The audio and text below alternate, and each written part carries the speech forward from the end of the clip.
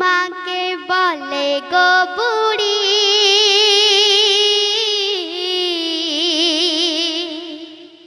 আবার বউ জ্বালানি। লেখক লিখছে মাকে বলে গো বুড়ি আবার বউ জ্বালানি। মাকে বলে গো বুড়ি আবার বউ জ্বালানি। বিবিকে বলে রূপসী গো ও ও বাহলা শাশুড়ি। মাকে বলে গো বুড়ি আবার বউ জ্বালানি আবার বউ জ্বালানি। তারপরে লেখক কি লিখছে শুনুন।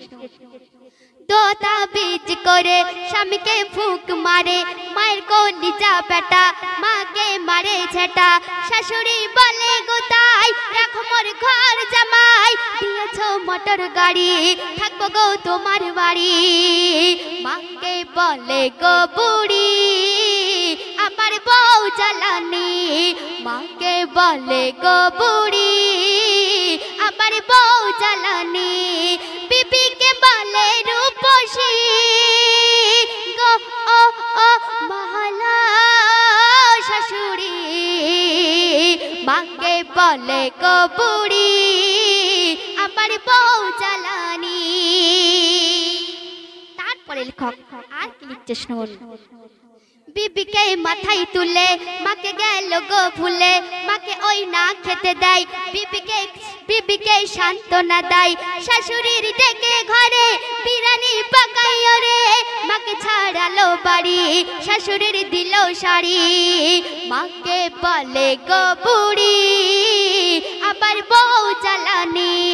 বিবিকে বলে রূপসী গো ও ও মহলা শাশুড়ি। মাকে বলে গো বুড়ি আবার বউ জ্বালানি। শেষ কথাই লেখক আর কি লিখছে শুনুন।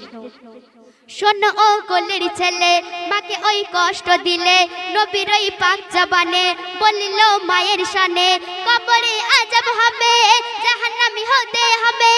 আল্লাউদ্দিন বলে সবারে মা হলো জান্নাত গাড়ি। মাকে বলে গো বুড়ি আবার বউ জ্বালানি। মাকে বলে গো বুড়ি আবার বউ জ্বালানি। বিবিকে বলে রূপসী গো ও ও মহলা শাশুড়ি।